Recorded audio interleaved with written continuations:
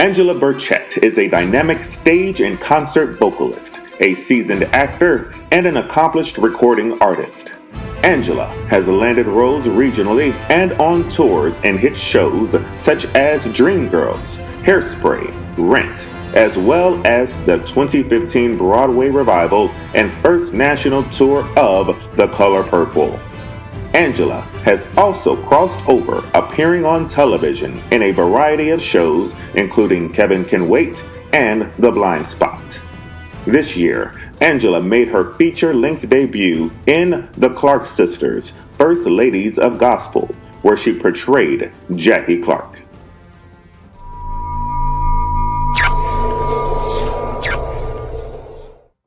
And so today, we welcome Angela Birchett. Angela, how are you doing, I'm great. Oh, I love that intro. That was so nice.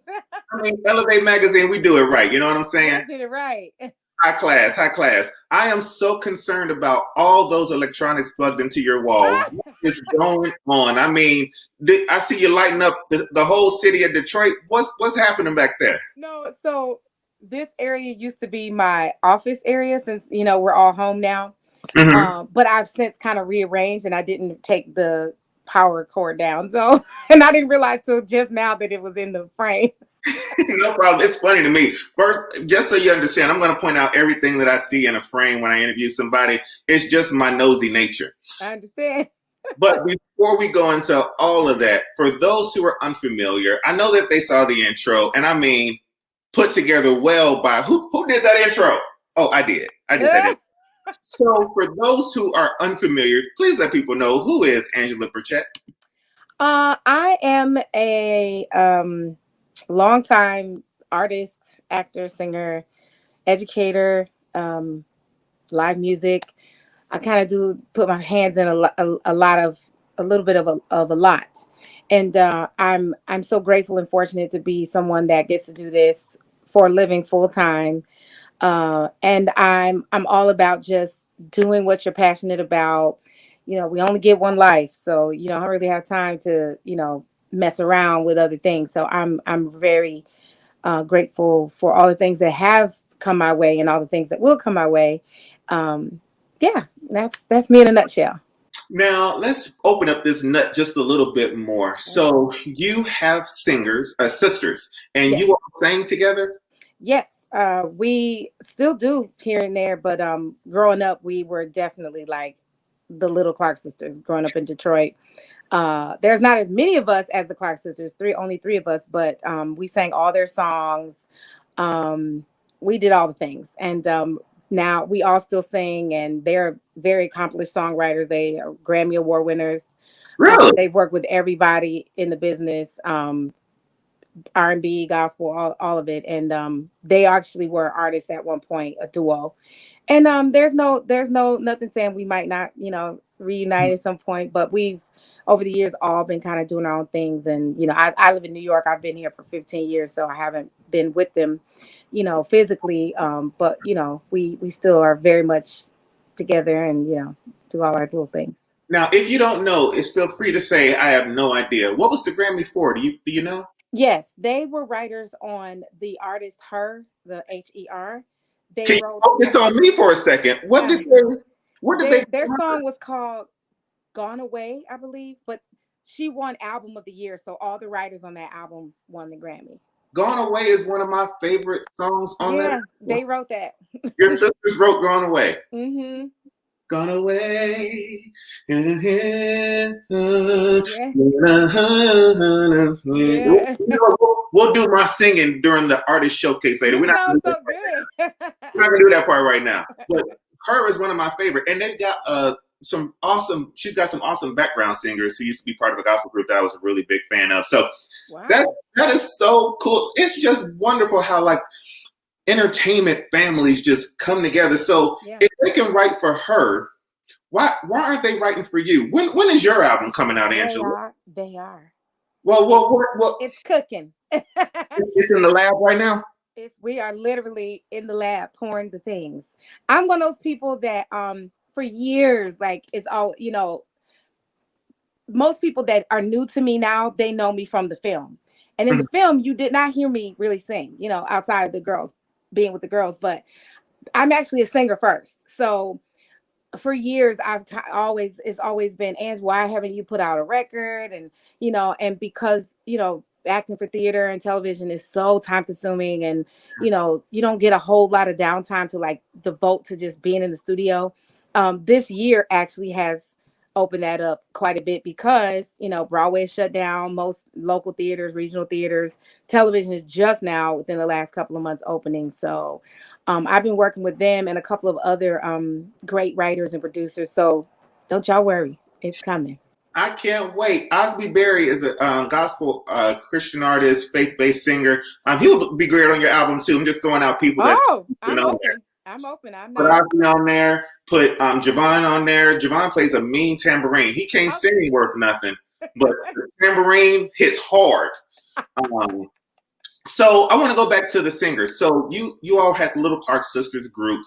Were you the Jackie in the group, or did you come with the Twinkie? Um, I was more really the Dorinda. Like everybody back home always would call me Little Dorinda because she was kind of the sisters. She was the one that I kind of watched the most.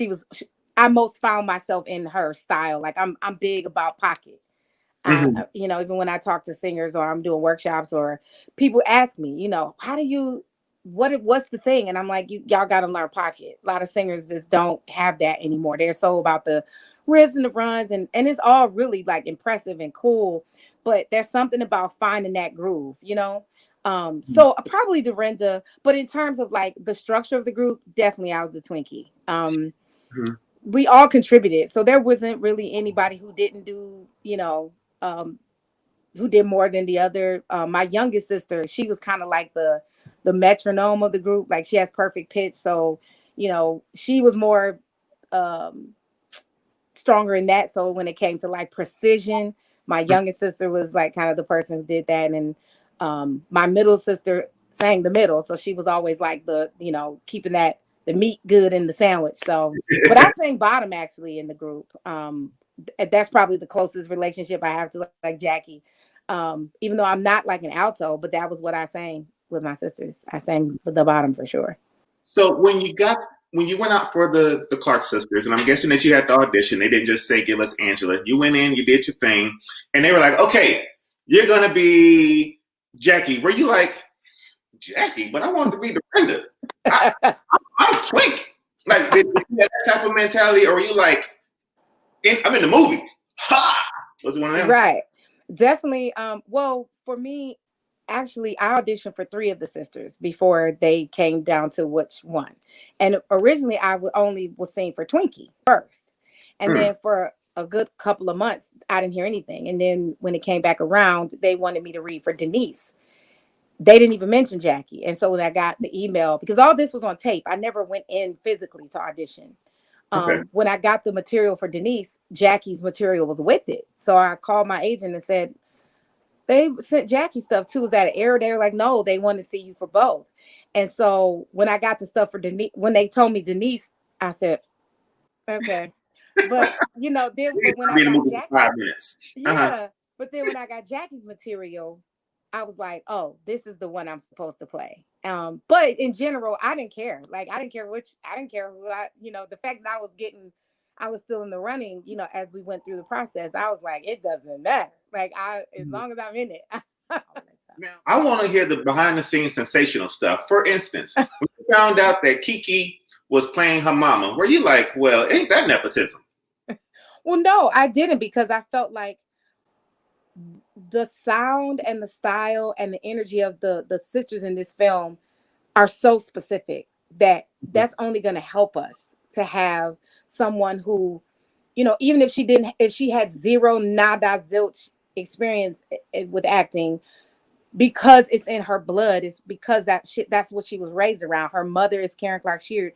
There's going to be an added layer of authenticity to this that we wouldn't get from any, it wouldn't have been possible, on top of the fact that, you know, her being there and it being her family, she can help us with things or questions we might have, or you know, that whoever else might have been hired to play it wouldn't have been able to give it to us. So and I mean, as far as nepotism, No, because they're legendary, and Kiara is legendary in her own right too. So why not? If you can do the job, and like, even if you hear her in interviews, she'll tell you like she had to audition. Like, they didn't hand her that. She had to audition. She had to get a coach, and all those things to make sure like she was legit going to be able to handle this. So it did nothing but add to us for this. Now, the original Clarks were on set during the making of the film, right? They came one day, yeah. They came one day. I know, seeing interviews with Jackie, that Jackie, whatever seeps through Jackie's mind is what comes out of her mouth. She's real quick with it. Yeah. Were there any moments where she was like, wait, stop. That is not how I did it. I did it like this. Like, were there any of those type of moments? Not at all. Actually, the opposite.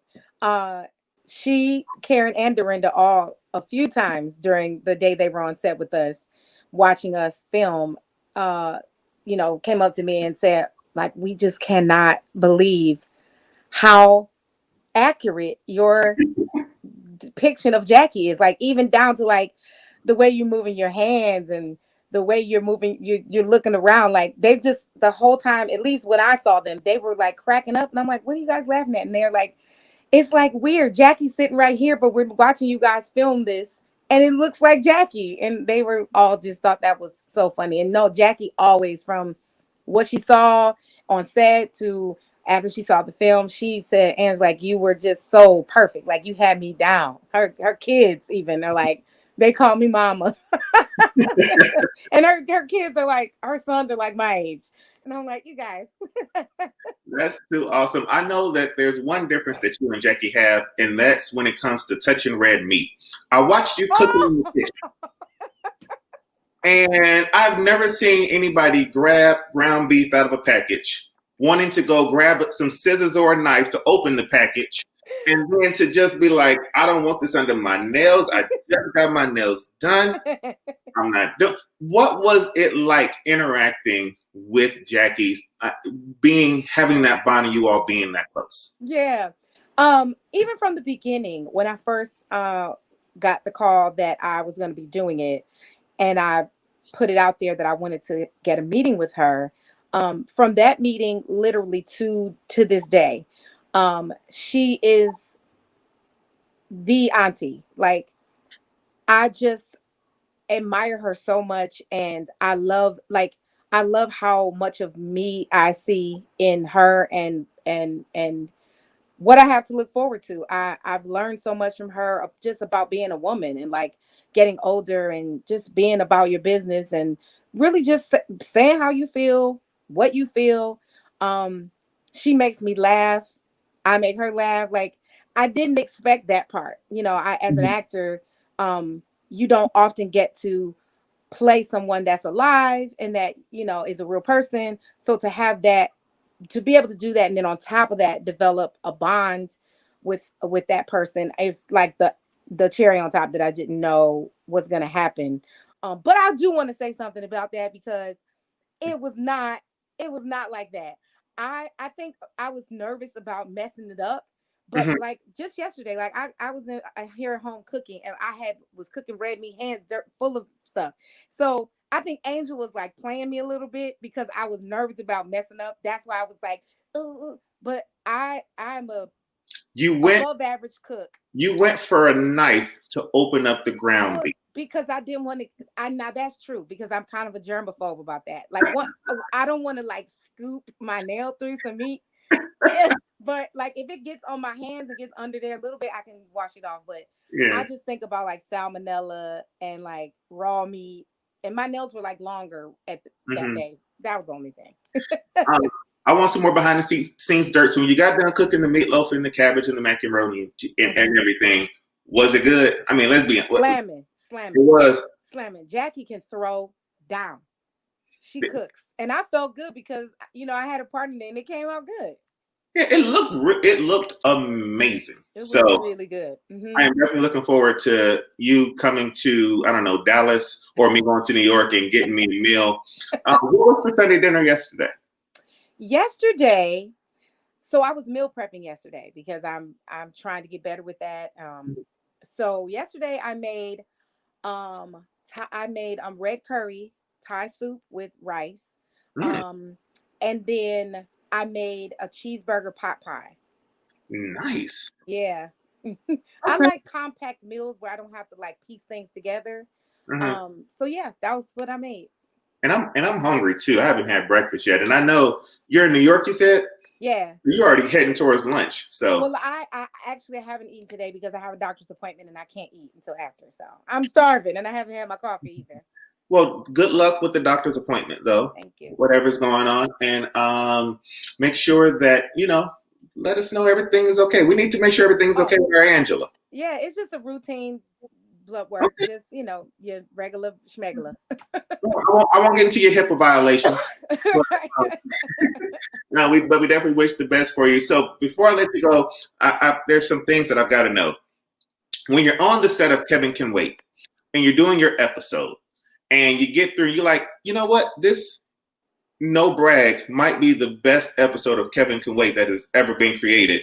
Do you walk off that set with some swag like, y'all need to bring me back? I did, honestly. It was super funny. It was And real. thanks. And a little like tip, a little like maybe not known thing about that. That was my very first television job. Was it? And actually I was the first person they saw that day for that audition. And sometimes I get the willies about being first because I feel like, Yeah. oh, they might forget me or something. But it was my first television job. It was my first time, obviously, working with Kevin James. And it was my first time working in that style of shooting, which they kind of do like the older school multicam and with the studio audience. And Mhm. I didn't know going in that I was going to have that much time with Kevin. I had 3 scenes with Kevin. It was really just me and Kevin. Yeah. And so I was kind of the whole day kind of like looking like I knew what I was doing, but I really didn't know what I was doing in terms of like the technical part, the acting, yes. But absolutely, after I walked off set and the director like even hit me on Twitter like you were amazing in the episode, thank you for your work, and I just walked away like I can do this because a lot of theater actors they struggle with transitioning to television because as an actor, the general things like honesty and intention and choices are the same, but Mhm. it's very hard to bring that down to your audience being this like little lens. So theater actors, because we're used to having to reach a large room, reach a lot of people, the biggest critique we get a lot is you guys got to make it smaller. It's too loud. It's too big. Yeah, it looks crazy. It looks like what you just did. Like, Yeah. and Wait, and you just said I look crazy. I'm sorry. I mean, Disregard. Keep going.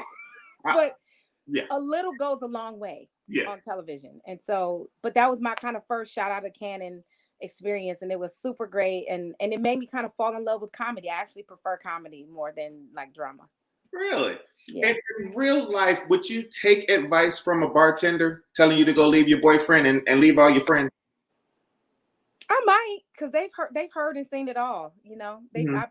I'd imagine in the real world, I'm not the first woman that's had that same story to a bartender. Mhm. So maybe. How's the love life going right now? Uh, Hold on, I'm well, sorry. Let me ask it a different way. So, Angela, how's the love life going right now? just front and center. Well, we're in a quarantine pandemic, so there's not a whole lot of meeting people. But there might be a conversation or two going on. Nothing etched in stone, but you Hmm. know, So it's going down in the DM, is what you're saying. I If mean, one if one wants to reach an Angela, how does one approach an Angela? This is the question that I ask all of the people that come okay, to the show, by the way. I get into everybody's love life. okay. Don't worry, you're not the first, and we will send out clips of your answer. So when people type in, hey, hey, Angela, Ah! I saw you in Blindspot with them cornrows, girl. You're killing it. Does that get through? Like, does that type of originality reach an Angela Burchett? Possibly. I'm all about being direct and honest. So Mhm. the best way, if someone wants to approach me, don't be a creeper, but like just be yourself and be honest. Like if you wanna, don't beat around the bush. It's like, hey, just send you a message. I'm interested. Could we chat? It's that simple. Like Hmm. I'm a woman of an older age. I'm not old, but I'm definitely people never they think I'm way younger than I am. So I've been around this bush a few times. So I'm very clear about what I'm looking for, and Mhm. I'm pretty open and flexible. I'm not very like, but one thing I can't do is like trying to figure things out. Like at this Mhm. point in our lives, we need to be direct and just say what you want. But Say how you feel. I'm a simple kind of girl. And on a totally unrelated note, what is your social media addresses and handles? Totally unrelated. Uh-huh, uh-huh. Totally unrelated note. Well, if people want to follow me, find me, message me, I'm pretty much Angela Burchett on all those social media platforms. Angela, I didn't put my last name here, but Birchett. You can find me there on Instagram, Facebook. I'm not really on Twitter much, but I'm always like people send me messages that I don't even know, and if it's like funny or fun or engaging, I respond. Some of them I miss because I don't even see them, but hit me up. I'm not like one of those people that's like I don't, you know. I love to chat. What else are we doing? We're in the house. Exactly. I know one thing that we can also be doing is something that we like to call the creative showcase.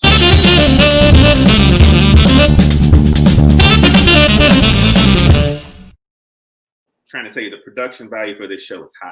I'm like, wow. We be on it, Angela. I So see. let me tell you about the creative showcase. We have not had a discussion about this before the show. What happens is that we're going to showcase your creative. And your creative is singing. So what we're going to do is a special creative showcase where we each sing an Anita Baker song. I saw your Ooh. video of Sweet Love. Okay. And I know that sometimes we do videos and we record it and we forget the lyrics. So I'm going to give you 30 seconds to remember your lyrics. And while you take those 30 seconds, I'm going to do my Anita Baker song. Okay. And I don't need you to be intimidated by my version of what I do. Got it. You do you, and I'm going to do me. Okay. And I've got to know, oh, body and soul, that you got no doubt. Inside and out, we are hope. Hey, oh, body and soul, don't leave me out in the cold. Love me, body and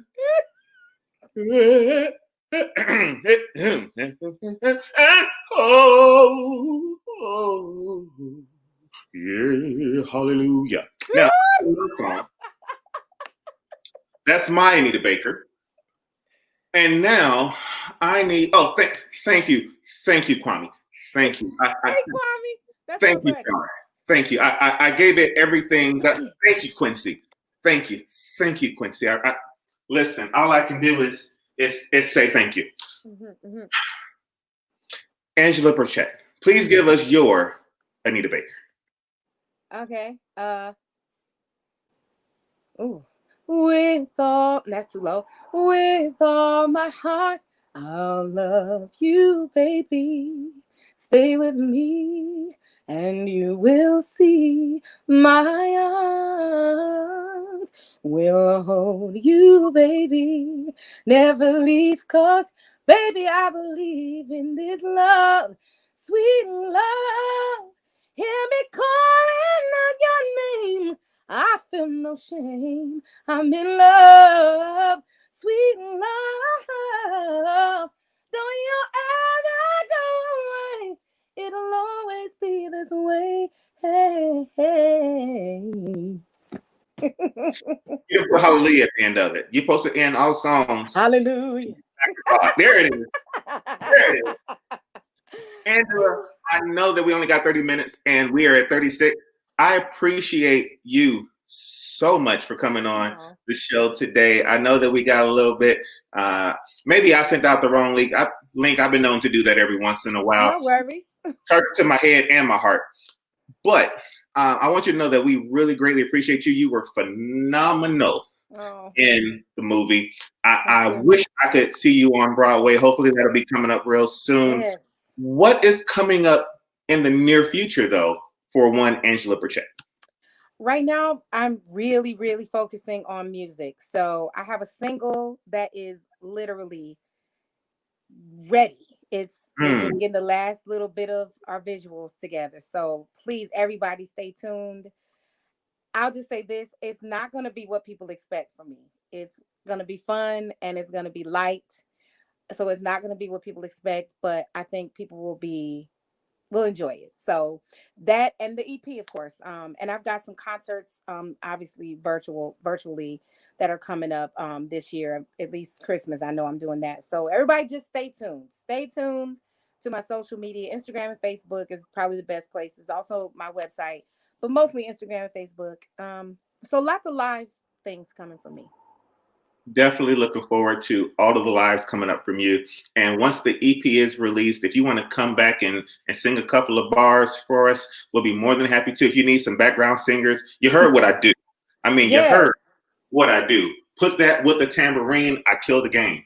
got It's it. ridiculous. It's nonstop. Noted. Got it. No. Angela, thank you so much. We want everybody to please make sure that you connect with Elevate Magazine on all platforms. It's at Elevate Magazine. I've been your host, Javon. You can find me at Javon Show. And Angela Burchett, you see her, you love her, you know her. Make sure that you guys take today's interview and share it with the world so that we can bring Yeah. more attention to her cornrows, which I did not get to from Blindspot. I just really wanted to bring up them. I wanted you to come on the show today with cornrows. I said, maybe. And you know, it's funny. I was prepping to get another hairstyle when that phone call came for the audition. And when they told me what it was, I was like, I'll just wait and have my girl do my hair later. And I booked it off the corn. I'm convinced it was the cornrows. I know cornrows. You killed it. So how have you kept your mind at peace during quarantine season, if you don't mind me asking? Oh, I don't mind at all. I have been very much just working on, like, I've started working out. Like, again, working out really is a just a good, like, mental grounding thing for me. I've always been athletic, even though I'm full figured. Full figure girls are strong too. That's Yeah, they are. People need to fix their thinking around that. I'm more fit and strong than a lot of thin girls, y'all know. So just so you know. And me, Um for the record. well, hey, it's always you can always pick up a dumbbell, you can always do a push-up, you know. But working out and just enjoying being by myself. Like I'm probably an introverted extrovert. I equally like being home by myself and being out, but having to be home has really helped me kind of focus and, like, journal and write and just enjoy being with myself. I'm not married. I'm not married. I don't have kids, so I have a lot of time to just kind of be with myself. So that and just kind of rekindling things I love to do. Being creative, painting, listening to music. Um, yeah, I'm enjoying my space at home, and not having the hustle and bustle of the usual. Being an artist in New York City, you're always doing something. If it's not auditioning, it's performing, or it's going to support other artists and colleagues with ventures that they're doing. So it's been, I'm about ready for it to be over, but, like, it's been nice to just have some downtime and focus on myself.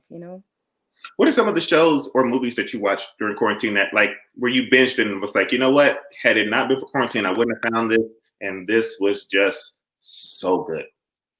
I'm not a huge binge watcher. I'm not a huge TV watcher, to be honest, which sounds counterintuitive being an actor.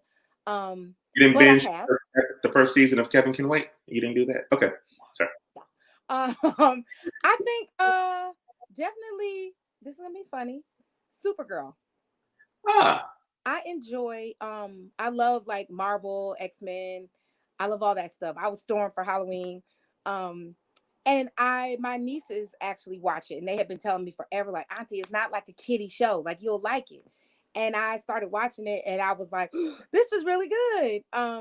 And that was a show that I probably would not have watched. I guess Kimmy Schmidt doesn't count because I already saw them, but I started from. Unbreakable. Yeah, well, Titus Burgess is one of my best friends, and so it's Really? I already support the show because he's in it. But, like, it literally two things. When I had days where I just was like, this is horrible, and I just can't pull myself out of this hole. literally watching 3 or 4 episodes of Kimmy Schmidt, and the comedic genius of everybody on that show was a lifesaver. But also, like, and that was a good joke too about pulling yourself out of the hole in reference to Kimmy Schmidt. yeah, That was, right. you were killing it, Angela. You didn't think I caught it, but I was there. I followed it the whole way. You did. Followed it all the way. You did. Okay. But yeah, those finding like funny stuff. Kimmy Schmidt was like a really good one to watch. And some other little comedies that I found. Schitt's Creek, I found to watch. It's really funny. So yeah, those types of shows. I'm also a Discovery ID junkie, so I will put on that, like, her husband, killed her and put her in a garbage bag, and he lied, and I got to watch those all day long. So those kinds of shows. If I may recommend one show to you, and it's something I recommend to everybody, it's on Netflix. It's BoJack Horseman. It's a man. Is that funny? It is probably one of the best shows I have ever watched, period. And it took 2 episodes to get past the fact that he has a horse head. It took about 2 episodes. But the show is creative genius. So if you get a chance to watch it, just, again, bypass the horse head. It's amazing writing. It's ridiculous. My last question, Titus Burchett, is he acting, or is that just him in real life? Because he is absolutely hilarious. Just so hilarious. I wouldn't say that Titus Andromedon is completely him, but the zaniness of Titus Andromedon is him. He definitely is. He actually coming over tomorrow for lunch. He's always complains that I never invite him to my house. I always go to his house, but he's coming over tomorrow for lunch. And please live stream it, just so that we can all just end that conversation. But he would be like, "Girl, if you don't turn that camera off." But no, he is one of the, outside of the funny part of him, he is one of the most giving, regular, kindest, intellectual people that I know. I learned so much from him as a human being, as an artist, because not just a comedic actor. He's a Broadway. That's where he got his start. Is as a Broadway singer, performer, a composer, and just can cook like nobody's business, and really will have your back. So he's more than the funny guy, but he is ridiculous. Like, he won't even be being funny, and I'll just laugh at him. Yeah. Awesome. Well, tell him that Elevate Magazine says hello. So we're going to thank you once again for coming on the show. Thank you for having me. Again, Elevate Magazine. Check us out on our platforms. This has been Elevate Magazine. Peace.